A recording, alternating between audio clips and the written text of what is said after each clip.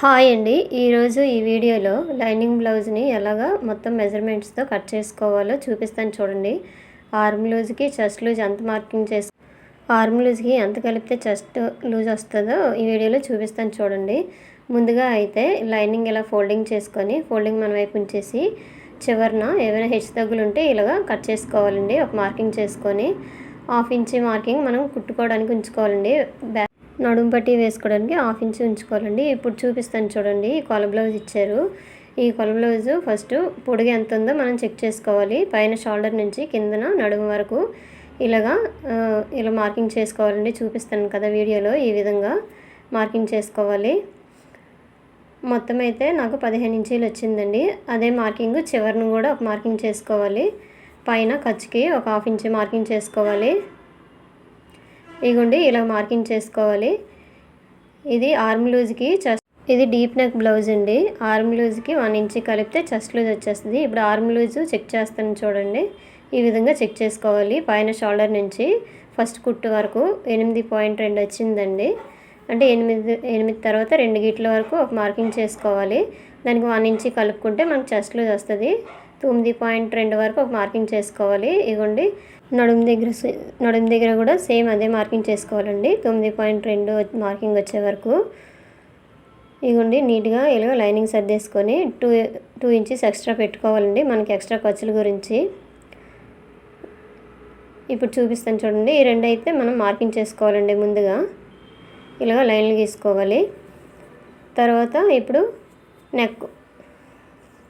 Neck అనేది దీనికి 2 ఇంచులు పెడుతున్నానండి. ఎందుకంటే ఈ షోల్డర్ జారిపోద్ది అనేసి 2 ఇంచులు పెట్టుకుంటున్నాను. 1/2 ఇంచ్ ఎక్స్ట్రా ఖర్చు గురించి పెట్టుకున్నాను. ఇగోండి షోల్డర్ ఎంత ఉందో ఆది బ్లౌజ్లోన అంతవరకు షోల్డర్ మెజర్మెంట్ షోల్డర్ ఎంత ఉందో అంతవరకు మనం మార్కింగ్ చేసుకొని 1/2 ఇంచ్ ఎక్స్ట్రా ఖర్చు గురించి మనం మార్కింగ్ చేసుకోవాలండి.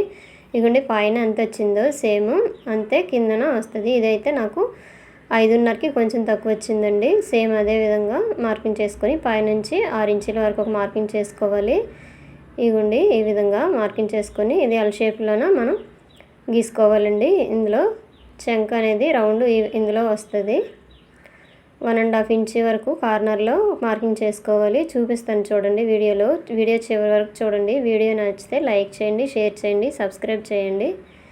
ఇవ్వండి ఆర్మ్ స్కేల్ తోటి మనం రౌండ్ అనేది గీసుకుంటే నీట్గా వస్తుందండి. ఎక్కడనేది షేప్ అవుట్ అవ్వకుండా మొత్తం ఈ విధంగా వచ్చింది కదా. ఇప్పుడు నడుము అనేది ఎంత ఉందో అంతవరకు మార్కింగ్ చేసుకొని పైన 1/2 ఇంచ్ వరకు మార్కింగ్ చేసుకోవాలండి.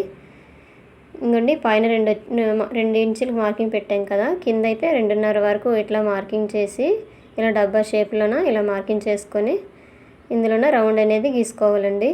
2.5 ఎందుకు పెట్టానంటే ఇది భుజాలు జారకుండా ఉండాలంటే కొంచెం యూ షేప్లో వచ్చేటట్టుగా మనం కుట్టుకోవాలని ఈ విధంగా పెట్టానండి. ఇవ్వండి ఈ విధంగా మొత్తం. ఇప్పుడు ఇక్కడ చూపిస్తాను చూడండి. ఒక 1 ఇంచ్ వరకు అలాగా మార్కింగ్ వదిలేసి ఇలా టేప్ పెట్టేసుకొని ఇవి వెనక్కి డాట్స్ ఇచ్చిన కొల బ్లౌజులో డాట్ ఎంత పొడుగుందో అంతవరకు ఒక మార్కింగ్ చేసుకొని అటు 1/2 ఇంచ్ ఇటు 1/2 ఇంచ్ వరకు ఒక మార్కింగ్ చేసుకోవాలండి. మనం కుట్టేటప్పుడు మనకి ఈజీగా ఉంటుంది. అదే షేప్లో మనం కుట్టుకోవచ్చు. ఇగో చూపిస్తున్నాను చూడండి. మన ఆర్మ్ రౌండ్ 8.2 వచ్చింది కదా. సేమ్ అంతే వచ్చిందండి నాకు కూడా. ఇలా మొత్తం అయిపోయాక ఆర్మ్ రౌండ్ ఒకసారి కొలుచుకోవాలండి. అయిపోయిందండి. మొత్తం ఈ విధంగా కట్ చేసుకోవాలి. 8.2కి +1 కలిపితే మనకు చెస్ట్ లూజ్ వచ్చేస్తుందండి. ఇగోండి ఈ విధంగా మొత్తం డాట్స్ పెట్టుకుంటే మనం కుట్టడానికి ఈజీగా ఉంటుంది. ఇప్పుడు హ్యాండ్ కటింగ్ చూపిస్తాను చూడండి. చివరిని 1/2 ఇంచ్ వరకు మార్కింగ్ చేసుకోవాలండి. ఏవైనా హెచ్చు తగ్గులుంటే ఇలా కట్ చేసుకోవాలి. ఇదైతే అంచు వచ్చిందండి. అవతల వైపు తిప్పుకోవచ్చని ఒక 1/2 ఇంచ్ వరకే మార్కింగ్ చేశాను. హెమ్మింగ్ చేయడానికి అయితే 1.5 ఇంచ్ లేదా 1 ఇంచ్ వరకు మార్కింగ్ చేసుకోవాలండి. ఇప్పుడు కొల బ్లౌజ్లోని హ్యాండ్ పొడుగు ఎంత ఉందో చూసుకోవాలి. ఇగోండి ఈ హ్యాండ్ అయితే 9 ఇంచెస్ ఉంది. నేనైతే 10 ఇంచెస్ వరకు మార్కింగ్ చేస్తున్నాను. ఈ చివర 10 ఇంచెస్ అటు 10 ఇంచెస్ వరకు ఒక డాట్ పెట్టేసుకొని ఈ విధంగా మనం మార్కింగ్ చేసుకోవాలండి. హ్యాండ్స్ ఎప్పుడున్నూ 2 ఫోల్డింగ్లు చేసుకొని ఫోల్డింగ్ అనేది మన వైపు ఉండేటట్టుగా చూసుకోవాలండి. ఇప్పుడు హ్యాండ్ ఆర్మ్ రౌండ్ చూపిస్తాను చూడండి. ఇందాక కొలిచాం కదా అదే సేమ్. ఇప్పుడు మరలా ఒకసారి కొలుచుకొని ఈ విధంగా మెజర్మెంట్ తీసుకొని ఫస్ట్ కుట్టు వరకు ఎంత ఉందో అంతవరకు మార్కింగ్ చేసుకోవాలి. 8.2 వచ్చింది. 8.2కి మనం మార్కింగ్ చేసుకోవాలి. ముందుగా అయితే చంకదింపు మనం మార్కింగ్ చేసుకోవాలండి. పైనుంచి కుట్టుది వదిలేస్తే 3 ఇంచుల వరకు మార్కింగ్ చేసుకోవాలండి. లేదంటే పై కుట్టు నుంచి అయితే 3.5 ఇంచుల వరకు. ఇది 10 ఇంచెస్ బ్లౌజ్ కాబట్టి ఇగోండి ఈ విధంగా మార్కింగ్ చేసుకొని మొత్తం ఈ 2 లైన్లు ఇలాగా లైన్ గీసుకోవాలండి. ఇప్పుడు చూపిస్తాను చూడండి. ఇలాగ క్రాస్గా 8.2 వరకు ఒక మార్కింగ్ చేసుకోవాలి. మనకనేది చివరన చంక దగ్గర అయితే జాయింట్ వేసుకోవాలండి. ఇగోండి 8.2 నుండి టేప్ ఇలా పెట్టేసి ఫోల్డింగ్ చేసుకొని సగంకి ఇలాగ లైన్ గీసుకోవాలండి. హాఫ్కి లైన్ గీసుకున్నాక ఆ లైన్ నుండి క్రాస్గా పావుతకు 2 ఇంచుల వరకు ఒక మార్కింగ్ చేసుకొని పైన 1 ఇంచుకి మార్కింగ్ చేసుకొని ఈ 3 డాట్స్ కలుపుతూ మన కర్వ్ అనేది తీసుకోవాలండి. ఈ కర్వ్ స్కేల్ ఇలాగా నీట్గా ఇలా పెట్టేసుకొని ఇలాగైతే మనకి షేప్ అనేది నీట్గా వస్తుంది. ఇక చూపిస్తున్నాను కదా వీడియోలో, ఈ విధంగా షేప్ ఇచ్చుకోవాలి. ఇక్కడ సెంటర్లోనేమొచ్చి 1/2 ఇంచ్ వరకు డౌన్గా మార్కింగ్ చేసి స్కేల్ పెట్టాను కదా, ఈ విధంగా మార్కింగ్ చేసుకోవాలి. ఈ మార్కింగ్ అయితే లో కటింగ్ అండి తీసుకోవాలి. చూపిస్తాను చూడండి ఎలా కట్ చేసుకోవాలో వీడియోలో. ఇప్పుడు హ్యాండ్ లూజ్ తీసుకోవాలి. హ్యాండ్ లూజ్ అయితే నాకు 5 ఇంచెస్ వచ్చింది. ఎక్స్ట్రా 2 ఇంచులు పెట్టుకోవాలండి. ఈ విధంగా నేను చూపిస్తున్నట్టుగా ఈ విధంగా మనం లైన్ గీసుకోవాలి. ఖర్చులు అనేవి మనం తర్వాత జాయింట్ చేసుకోవాలండి చివరన. ఇప్పుడు అనేది హ్యాండ్ అనేది కట్ చేసుకోవాలి. ఇదైతే డీప్ నెక్ బ్లౌజ్ అండి, అందువల్ల ఇదైతే మధ్యలో చూపిస్తున్నాను.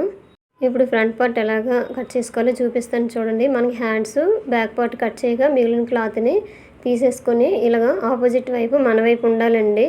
ఇలా ఓపెన్స్ అనేవి చూపించాను కదా, ఈ విధంగా బ్యాక్ పార్ట్ అనేది క్రాస్కి అయితే పెట్టేసుకొని మొత్తం మన బ్యాక్ పార్ట్ ఎలాగుందో అలాగే మొత్తం గీసుకొని ఉంచుకోవాలండి. ఇది క్రాస్ కటింగ్ కాబట్టి క్రాస్ పెట్టుకోవాలండి. అదే లేదంటే స్ట్రైట్ కటింగ్ అయితే మనం స్ట్రైట్గా పెట్టుకోవచ్చు. ఇగోండి సేమ్ బ్యాక్ పార్ట్ ఎంత ఉందో అలాగే సేమ్ మనం మార్కింగ్ చేసుకోవాలి. మార్కింగ్ చేసినాక మొత్తం బ్యాక్ పార్ట్ అయితే తీసేయాలి. చూపిస్తాను చూడండి. ఈ ఆర్మ్ రౌండ్ మొత్తము సేమ్ ఒకేలాగా మార్కింగ్ చేసుకోవాలి. ఈ ఆర్మ్ దగ్గర చిన్న డాట్ పెట్టుకుంటే మనకి అక్కడట లో కటింగ్ తీసుకోవాలని మనకి తెలుస్తుందండి. ఇక్కడ మొత్తం మార్కింగ్ చేసినాక తీసేసి ఇప్పుడు చూపిస్తాను చూడండి. ఫ్రంట్ మార్కింగ్ ఎలా చేయాలో, ఎంత పొడుగు పెట్టుకోవాలో ఫ్రంట్ పార్ట్ అనేది.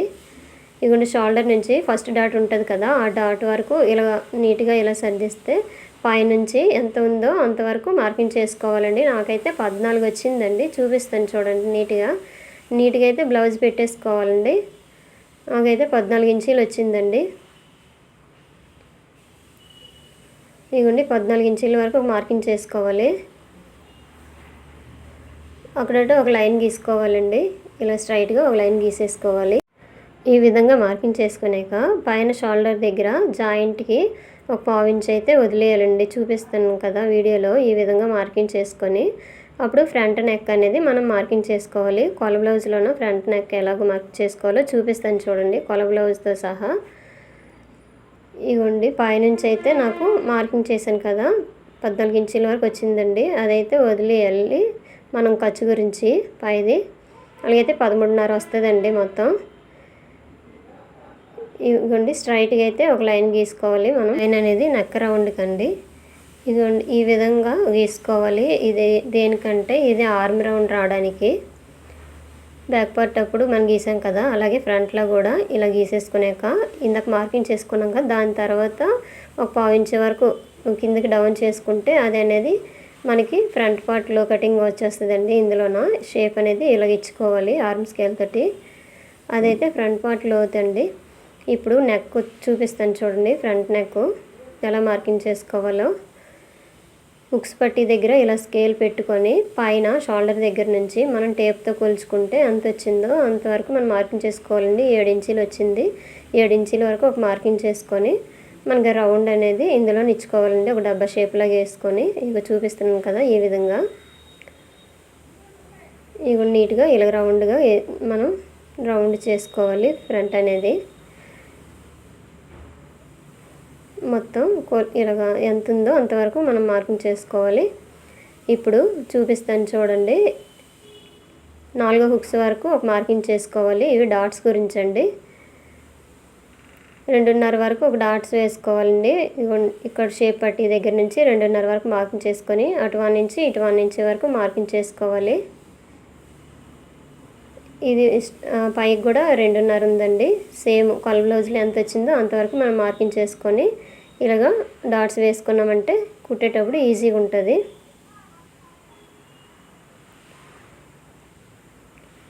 ఇవ్వండి, ఇక్కడ కూడా 2.5 ఇంచుల దగ్గర ఒక మార్కింగ్ చేసుకొని ఇలా స్ట్రైట్గా ఒక లైన్ గీసుకోవాలి.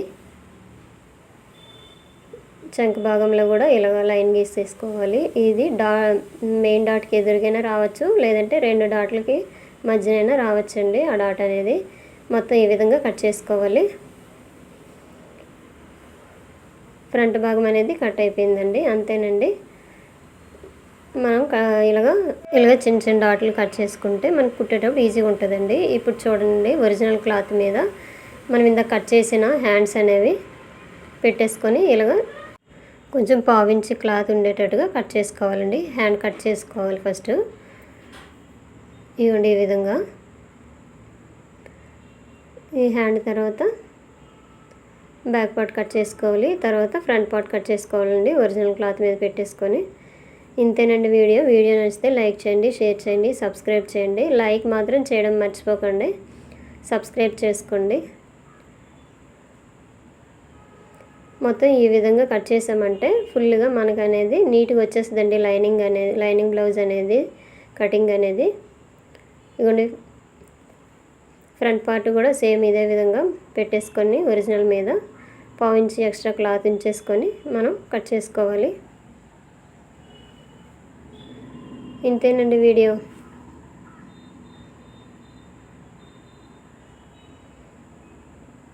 ఇంతేనండి. Thank you.